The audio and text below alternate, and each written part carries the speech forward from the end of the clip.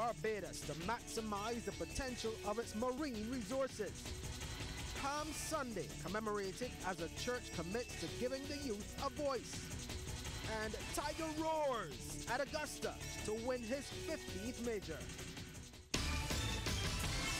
Broadcasting from our studios in the Pine St. Michael, this is CBC News Night, starting now. This segment of Weekend News Night brought to you by Sagicor, wise financial thinking for life. A very good evening to you with the Sunday, April 14th edition of CBC News Night. I'm Ryan Broom. In our top story, Barbados stands to benefit once the country manages its marine resources. This view was expressed by Prime Minister Ilhan Omar during her latest interaction with the Barbadian diaspora in Washington, D.C. Now, she says her government has sent a clear message of its commitment with the appointment of Kirk Humphrey as Minister of Maritime Affairs and the Blue Economy.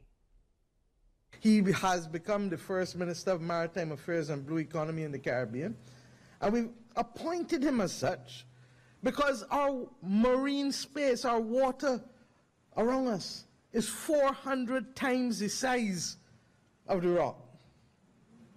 400 times the size of the rock. And chances are, in our lifetime, under the UN Law of the Sea Convention, the world will meet to expand those boundaries again. And when they do, there really ain't nothing between us and Africa. Now, Prime Minister Motley highlighted the challenges of small island developing states like Barbados and the threats posed by climate change. She sees research as essential. There is a whole range of industries and research that must now attend what we do. On Monday morning, I had the pleasure of renewing an acquaintance between our government and McGill University, which, as you know, in 1954 established the Bellairs Research Institute. It is pivotal to who we are as a people. Research is pivotal to the Barbados DNA. In the 19th century, Barbados led the world in research in cane breeding. Now, also speaking at that meeting was Attorney General Dale Marshall, who issued a stern warning to the criminal element in Barbados. His message: don't test the resolve of the government, and crime does not pay. Mr. Marshall also reiterated commitments made during the election campaign that they are prepared to do all that it takes to rescue Barbados. That didn't just relate to economic matters. That related to all of our social issues. It related to the issues that help to weaken our country from what we know it to be. And a lot of that has to do with crime, a lot of that has to do with the failings of our social services.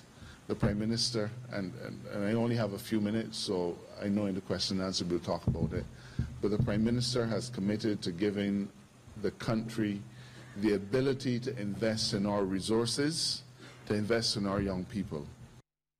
And Mr. Marshall says all of the social ministries have been directed to develop long-term programs to assist young people and at-risk communities. I walked through with Kirk districts like Chapman Village and Chapman Lane and the Orleans, and there was a sense in which those young men and women felt that while they were living in Barbados, they did not feel that Barbados belonged to them. And it's therefore easy to understand why they behave in the way they do. In other news now, yet another organization is stepping up to the plate to rally around the country's youth.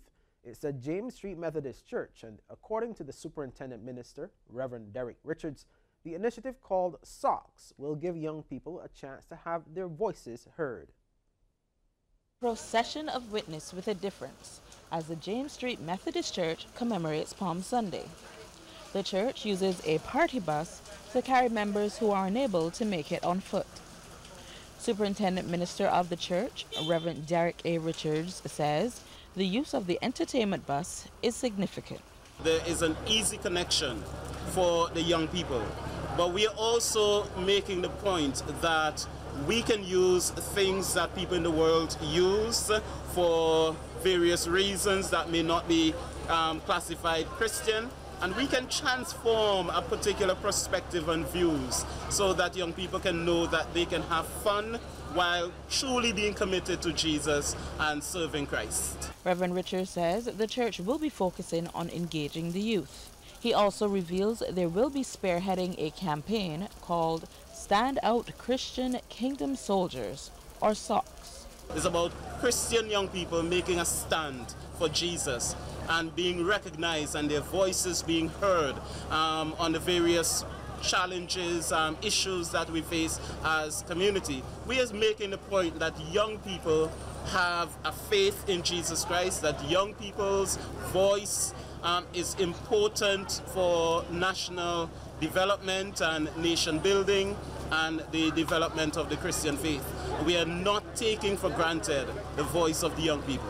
The Reverend says that one way young people can identify with the campaign is by wearing colorful socks. Lorna Jones, CBC News. School children will not be shielded from the bus fare hike when traveling on public service vehicles from tomorrow. They have to pay the same fare as adults.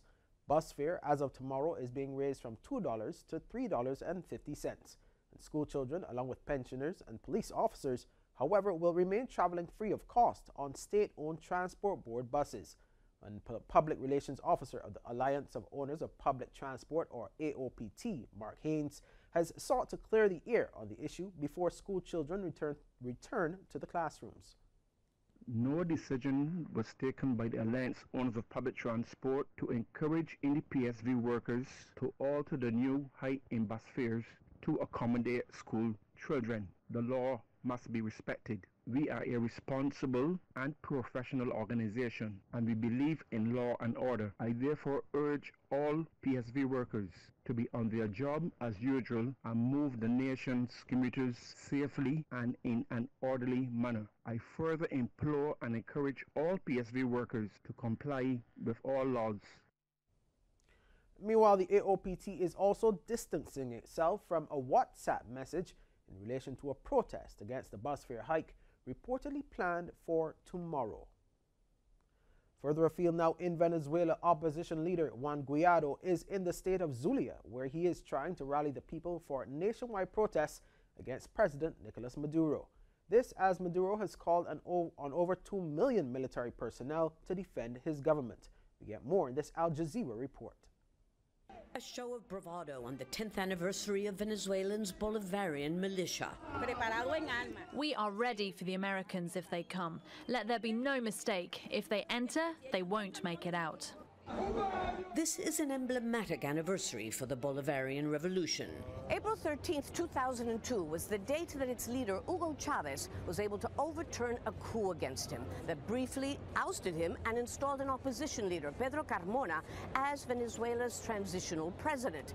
Now, his successor, Nicolás Maduro, is here, surrounded by the militia and the military, to send the message that any attempts to oust him will meet the same fate. U.S. President Donald Trump is being criticized for a tweet some say has put a politician's life at risk. Trump retweeted a video which suggested Muslim Congresswoman Ilhan Omar was being dismissive of the 9/11 attacks. Now, since the tweet, Omar has received an outpouring of support from activists, celebrities, and other politicians. It was a provocative Trump tweet critics say went too far. President Donald Trump on Saturday tweeted a quote about the 9/11 attacks from Muslim Congresswoman Ilhan Omar speaking at the Council on American Islamic Relations, along with the words, "We will never forget." CARE was founded after 9/11 because they recognized that some people did something. The president's post came days after the conservative New York Post put this on its cover. The video in Trump's tweet selectively quotes Omar along with images of the World Trade Center attacks, which we are not showing. It was designed to suggest that Omar was minimizing the effect of 9/11, but a fuller quote shows what she was actually saying is that Muslims in the U.S. have been stigmatized since those attacks.